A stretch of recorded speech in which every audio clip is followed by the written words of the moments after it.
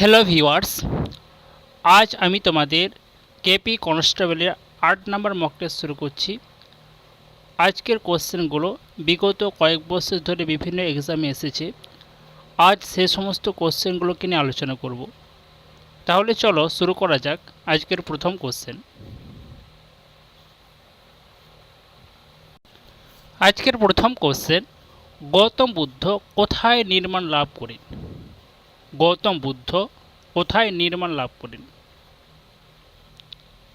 Option আছে দেখো, লুম্বিনী, সারনাথ, বোধগয়া, কুশীনগর। তাহলে সঠিক অ্যান্সার কী হবে? গৌতম বুদ্ধ নির্মাণ লাভ করেছিলেন বোধগয়াতে। অপশান সি হচ্ছে সঠিক অ্যান্সার। আর লুম্বিনী হচ্ছে তার জন্মস্থান। লুম্বিনীটা হচ্ছে গৌতম বুদ্ধের জন্মস্থান। আর কুশীনগর, এখানে গৌতম বুদ্ধ মৃত্যুবরণ করেছিলেন।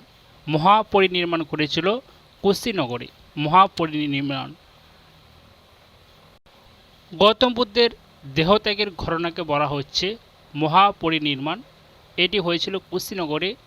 আর মহাভিনিষ্ক্রমণ হয়েছে গৌতম বুদ্ধের গৃহত্যাগের ঘটনা, তাকে বলা হয়েছে মহাভিনিষ্ক্রমণ।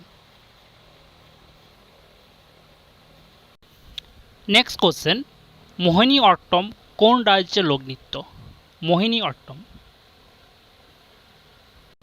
তোমরা বিভিন্ন নৃত্যশৈলী এবং যে প্রাদেশিক উৎসবগুলো হয় সে সমস্ত রাজ্যগুলির নাম আর নৃত্যগুলোর নামগুলো মনে রাখবে। এখানে বলেছি যে মোহিনী অট্টম কোন রাজ্যের লোকনৃত্য? মোহিনী অট্টম হচ্ছে কেরালা। অপশান ডি হচ্ছে সঠিক অ্যান্সার। কেরালার আরেকটি লোকনৃত্য কি আছে? কথাকলি। এই দুটো খুবই ইম্পর্টেন্ট। কথাকলি আর মোহিনী অট্টম, এটা হচ্ছে কেরালা রাজ্যের লোকনৃত্য। আর ভারতনাট্যম হচ্ছে তামিলনাড়ু। এটা মনে রাখবে, এটা ইম্পর্টেন্ট। ভারতনাট্যম হচ্ছে তামিলনাড়ু। পরীক্ষাতে দেওয়া যেমন কুচিপুড়ি, এটা কোথায়? অন্ধ্রপ্রদেশ। এটাও ইম্পর্টেন্ট। ছৌ নাচ, ছৌ নাচ হচ্ছে পশ্চিমবঙ্গ। পশ্চিমবঙ্গে পুরুলিয়া জেলায় ছৌ নাচ দেখা যায়, ছৌ নাচ। বিহু, বিহু হচ্ছে আসাম। আসামে হচ্ছে বিহু। গুজরাটে হচ্ছে ডান্ডিয়া। ডান্ডিয়া হচ্ছে গুজরাটের। তারপর হচ্ছে ভাংড়া, ভাংড়া হচ্ছে পাঞ্জাব। এই নৃত্যশৈলীগুলির নাম তোমরা মনে রাখবে। দেন মোহিনী আট্টম, কথাকলি, এগুলো হলো কেরালার। ভারতনাট্যম হচ্ছে তামিলনাড়ু। ছৌ নাচ পশ্চিমবঙ্গায়। বিহু আসাম। ডান্ডিয়া হচ্ছে ডান্ডিয়া, গরবা, এগুলো হচ্ছে সব গুজরাটে। ডান্ডিয়া, গরবা। নেক্সট কোশ্চেন, কংগ্রেসের সম্মেলনকে কে 3 দিনের তামাশা বলে উক্তি করেন? কংগ্রেসের সম্মেলনকে কে 3 দিনের তামাশা বলে উক্তি করেছিলেন? সঠিক অ্যান্সার কী হবে? অপশান সি হচ্ছে সঠিক answer, Ashwini Kumar Dutta. Option c হচ্ছে সঠিক অ্যান্সার।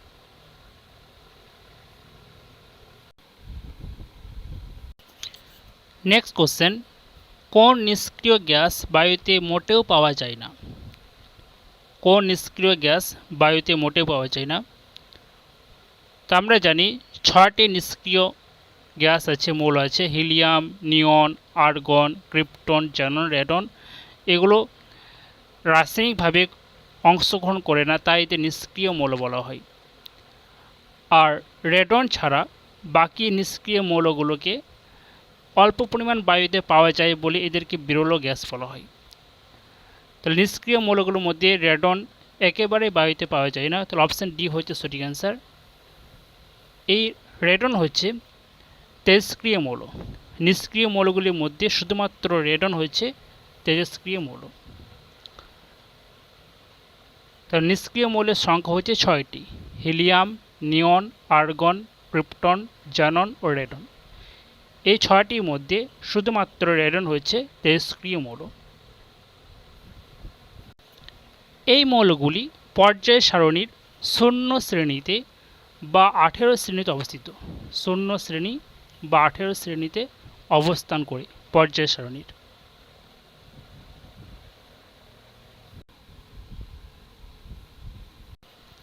প্ল্যানিং কমিশন বা পরিকল্পনা কমিশনের প্রথম চেয়ারম্যান কে ছিলেন? প্ল্যানিং কমিশন বা পরিকল্পনা কমিশনের প্রথম চেয়ারম্যান? প্ল্যানিং কমিশন গঠিত হয়েছিল 1950 সালের 15ই মার্চ। 1950 সালের 15ই মার্চ প্ল্যানিং কমিশন বা পরিকল্পনা কমিশন গঠিত হয়। এই সময় চেয়ারপারসন ছিলেন জওহরলাল নেহেরু। অপশান সি হচ্ছে সঠিক অ্যান্সার, জওহরলাল নেহেরু। তার প্ল্যানিং কমিশনের প্রথম চেয়ারম্যান ছিলেন Jawaharlal Nehru. War and peace বইটি লিখেছেন, ওয়ার অ্যান্ড পিস বইটি লেখককে? তোমরা বুকস অ্যান্ড অথার্সের নামগুলো মনে রাখবে, এগুলো খুবই ইম্পর্টেন্ট, পরীক্ষায় একটা করে দেওয়া থাকে, বুকস অ্যান্ড অথার থেকে কোশ্চেন আসে।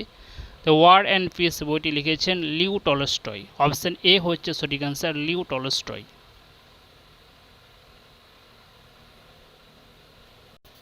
নেক্সট কোশ্চেন, ভারতের দ্বিতীয় পঞ্চবার্ষিকী পরিকল্পনাটি ছিল, দ্বিতীয় পঞ্চবার্ষিকী পরিকল্পনাটি কার তথ্যের উপর নির্ভর করে হয়েছিল? দ্বিতীয় পঞ্চবার্ষিকী পরিকল্পনা, প্রথম পঞ্চবার্ষিকী হয়েছিল হ্যারল্ড ডোমার তত্ত্ব নির্ভর করে, প্রথম পঞ্চবার্ষিকী পরিকল্পনা প্রথমটা, আর দ্বিতীয়টা হয়েছে মহালানবিস তত্ত্ব নির্ভর করে। অপশান সি হচ্ছে সঠিক অ্যান্সার, মহালানবিস তত্ত্ব নির্ভর করে। প্রথম পঞ্চবার্ষিকী পরিকল্পনার সময়কাল ছিল 1951 থেকে 1956। 1951 থেকে 1956 ছিল প্রথম পঞ্চবার্ষিকী পরিকল্পনা, আর দ্বিতীয় পঞ্চবার্ষিকী পরিকল্পনার সময়কাল ছিল 1956 থেকে 1961। 1956 থেকে 1961।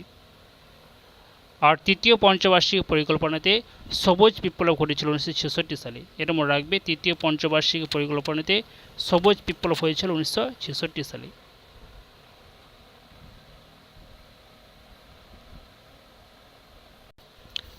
শের-ই বঙ্গাল কাকে বলা হয়? শের-ই বঙ্গাল। অপশন ডি হচ্ছে সঠিক অ্যান্সার, ফজলুল হককে শের-ই বঙ্গাল বলা হতো। শের-ই বঙ্গাল ফজলুল হক।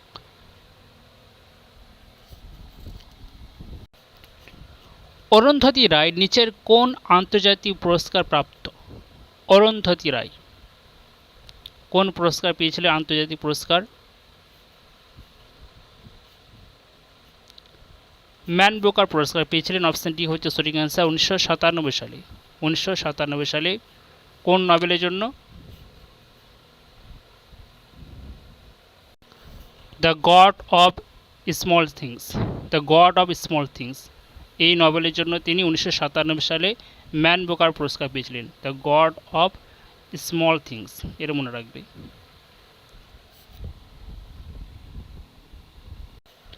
নেক্সট কোশ্চেন, গ্রেট আন্দামান এবং লিটল আন্দামান এর মধ্যে কোন সীমারেখা অবস্থান করছে?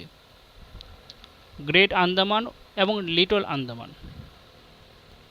9 degree channel, Duncan passage, 10 degree channel, পক প্রণালী। তো গ্রেট আন্দামান এবং লিটল আন্দামানের মধ্যে ডানকান প্যাসেজ সীমারেখা অবস্থান করছে। আর 9 ডিগ্রি চ্যানেল এটা লাক্ষাদ্বীপ আর মিনিকয়কে পৃথক করেছে। লাক্ষাদ্বীপ ও মিনিকয়কে পৃথক করেছে 9 ডিগ্রি চ্যানেল। আর 10 ডিগ্রি চ্যানেল এটি আন্দামান ও নিকোবর দ্বীপপুঞ্জকে পৃথক করেছে। আন্দামান ও নিকোবর দ্বীপপুঞ্জকে পৃথক করেছে 10 ডিগ্রি চ্যানেল। আর 9 ডিগ্রি হচ্ছে মিনিকয় ও লাক্ষাদ্বীপকে। আর 8 ডিগ্রি চ্যানেল এটি পৃথক করেছে কাকে? মিনিকয় ও মালদ্বীপ। মিনিকয় ও মালদ্বীপকে পৃথক করেছে 8 ডিগ্রি চ্যানেল।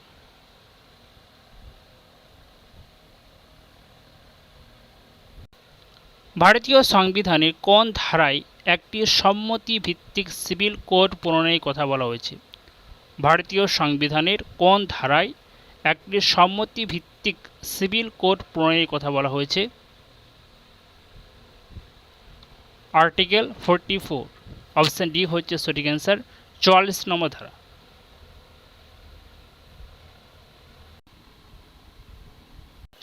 নেক্সট কোশ্চেন, কবে ভারতীয় জাতীয় পতাকা গৃহীত হয়? ভারতীয় জাতীয় পতাকা কবে গৃহীত হয়েছিল? তাহলে 1947 সালের 22শে জুলাই গণপরিষদ কর্তৃক স্বাধীন ভারতীয় জাতীয় পতাকার নকশা মঞ্জুর ও গ্রহণ করা হয়েছিল 1947 সালের 22শে জুলাই। আর এই পতাকাটি নকশা তৈরি করেছিলেন পিঙ্গালি ভেঙ্কাইয়া।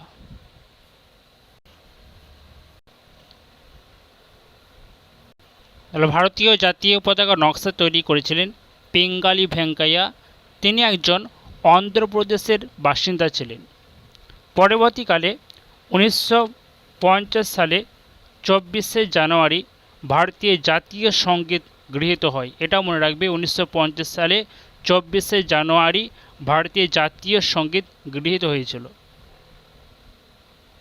জাতীয় পতাকা হয়েছিল 1947 সালে 22শে জুলাই, আর জাতীয় সঙ্গীত এটা হয়েছিল 1950 সালের 24শে জানুয়ারি। নেক্সট কোশ্চেন, কালকূট কার ছদ্মনাম? কালকূট বিমল ঘোষ, সত্যেন্দ্রনাথ দত্ত, বিনয় ঘোষ, সমরেশ বসু। তাহলে কালকূট হচ্ছে সমরেশ বসুর ছদ্মনাম, সমরেশ বসু। অপশন ডি হচ্ছে সঠিক অ্যান্সার, সমরেশ বসু। পশ্চিমবঙ্গের কোন জেলাটি পূর্ব বিহারের অন্তর্গত? পশ্চিমবঙ্গের কোন জেলাটি পূর্ব বিহারের অন্তর্গত? পুরুলিয়া, বাঁকুড়া, মেদিনীপুর, বীরভূম। তাহলে পূর্ব বিহারের অন্তর্গত হচ্ছে পুরুলিয়া। অপশন এ হচ্ছে সঠিক অ্যান্সার, পুরুলিয়া। নেক্সট কোশ্চেন, কাঁকড়াপাড়া পারমাণবিক কেন্দ্র কোন শহরের কাছে অবস্থিত? কাঁকড়াপাড়া কোন শহরের কাছে অবস্থিত? অপশন সি হচ্ছে সঠিক অ্যান্সার, সুরাট। ভারতের প্রথম পারমাণবিক বিদ্যুৎ কেন্দ্র হচ্ছে তারাপুর। ভারতের প্রথম পারমাণবিক বিদ্যুৎ কেন্দ্র এটি হচ্ছে তারাপুর। এটি অবস্থান হচ্ছে মহারাষ্ট্রে অবস্থিত। আর কোটা হচ্ছে রাজস্থান, কোটা। আর ভারতের বৃহত্তম পারমাণবিক বিদ্যুৎ কেন্দ্র হচ্ছে নারোরা। ভারতের বৃহত্তম পারমাণবিক বিদ্যুৎ কেন্দ্র হচ্ছে নারোরা। এটি অবস্থিত হচ্ছে উত্তরপ্রদেশে। তাহলে ভারতের প্রথম পারমাণবিক বিদ্যুৎ কেন্দ্র হচ্ছে তারাপুর, সেটা মহারাষ্ট্রে অবস্থিত। আর ভারতের বৃহত্তম হচ্ছে নারোরা, সেটা অবস্থিত হচ্ছে উত্তরপ্রদেশে। আর কোটা বিদ্যুৎ কেন্দ্র অবস্থিত হচ্ছে রাজস্থান। নেক্সট কোশ্চেন, কেশরী পত্রিকার সম্পাদক কে ছিলেন? কেশরী পত্রিকার সম্পাদক কি হবে সঠিক অ্যান্সার? অপশন বি হবে সঠিক অ্যান্সার, বাল গঙ্গাধর তিলক ছিলেন কেশরী পত্রিকার সম্পাদক। কৃষ্ণকুমার মিত্র কোন পত্রিকার সম্পাদক ছিলেন? সঞ্জীবনী পত্রিকার সম্পাদক ছিলেন কৃষ্ণকুমার মিত্র। সঞ্জীবনী এর মনে রাখবে। ভূপেন্দ্রনাথ দত্ত ইনি ছিলেন যুগান্তর পত্রিকার সম্পাদক। যুগান্তর পত্রিকা, ভূপেন্দ্রনাথ দত্ত। হিন্দু পেট্রিয়ট পত্রিকা ছিলেন হরিশচন্দ্র মুখোপাধ্যায়। ইন্ডিয়ান মিরর পত্রিকার ছিলেন কেশবচন্দ্র সেন। আল হিলাল আবুল কালাম আজাদ। Young India Gandhiji. সন্ধ্যা পত্রিকা ব্রহ্মবান্ধব উপাধ্যায়।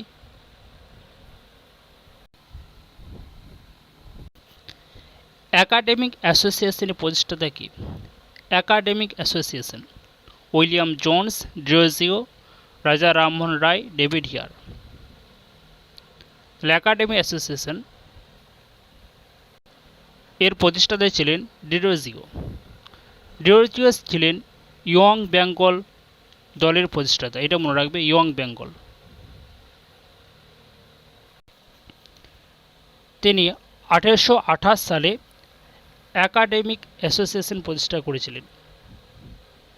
তার বিখ্যাত রচনা ছিল two India my native land. এছাড়াও আরেকটা বিখ্যাত রচনা হচ্ছে দ্য ফকির অব জাহাঙ্গীরা। এই দুটো ছিল তার বিখ্যাত রচনা। To India my native land, the fakir of Jungheera. Raja Rammohan রায় 1815 খ্রিস্টাব্দে আত্মীয় সভা প্রতিষ্ঠা করেছিলেন। রাজা রামমোহন রায় 1815 খ্রিস্টাব্দে আত্মীয় সভা প্রতিষ্ঠা করেছিলেন এবং 1828 সালে ব্রাহ্ম সভা প্রতিষ্ঠা করেছিলেন। এ দুটো মনে রাখবে, 1815 সালে আত্মীয় সভা রাজা রামমোহন রায় এবং 1828 সালে ব্রাহ্ম সভা। আর ডেভিড হিয়ার 1817 সালে কলকাতা স্কুল বুক সোসাইটি প্রতিষ্ঠিত করেছিলেন। কলকাতা স্কুল বুক সোসাইটি 1817 সালে।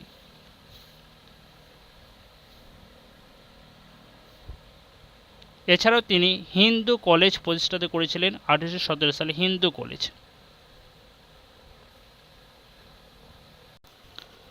ঔরঙ্গজেব নির্মিত মতি মসজিদটি কোথায় অবস্থিত? মতি মসজিদ, ঔরঙ্গজেব নির্মিত মতি মসজিদ কোথায় অবস্থিত?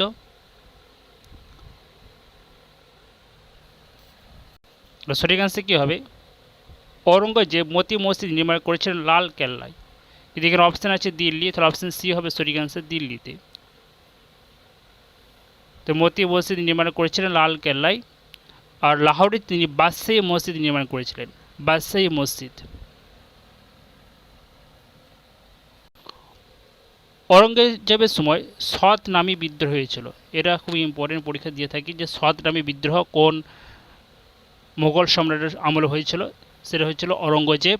কত সালে হয়েছিল? 1672 সালে। তাকে জেন্দা পীর বলা হতো, ঔরঙ্গজেবকে জেন্দা পীর বলা হতো।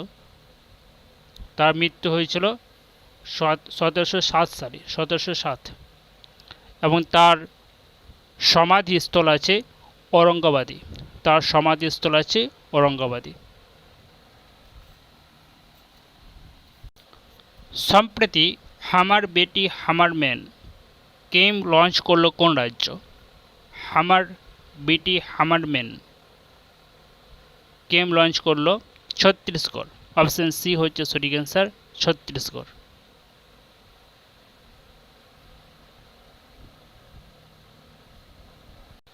ফাহিয়েন কার রাজত্বকালে ভারতে আসেন? ফাহিয়েন কার রাজত্বকালে ভারতে এসেছিলেন? হর্ষবর্ধন, দ্বিতীয় চন্দ্রগুপ্ত, প্রথম চন্দ্রগুপ্ত, শশাঙ্ক। তাহলে ফাহিয়েন এসেছিলেন দ্বিতীয় চন্দ্রগুপ্তের রাজত্বকালে। তার লিখিত গ্রন্থে কী ছিল? ফো কি। আর হিউয়াংসান এসেছিলেন হর্ষবর্ধন রাজত্বকালে। হিউয়াংসান ছিলেন হর্ষবর্ধন রাজত্বকালে। তার লিখিত বইয়ের নাম ছিল সি ইউকি। এটা ছিল হিউয়াংসানের লিখিত গ্রন্থ।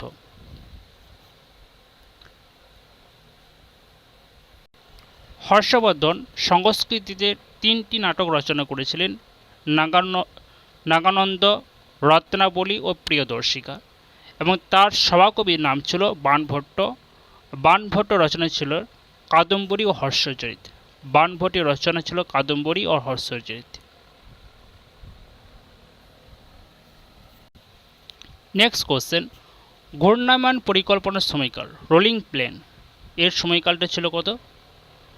রোলিং প্লেন 1978 থেকে 83। অপশান এ হচ্ছে সঠিক অ্যান্সার, 1978 থেকে 83। আর প্ল্যান হলিডে বলা হতো 1966 থেকে 69। 1966 থেকে 69 এটা ছিল প্ল্যান হলিডে। এই সময়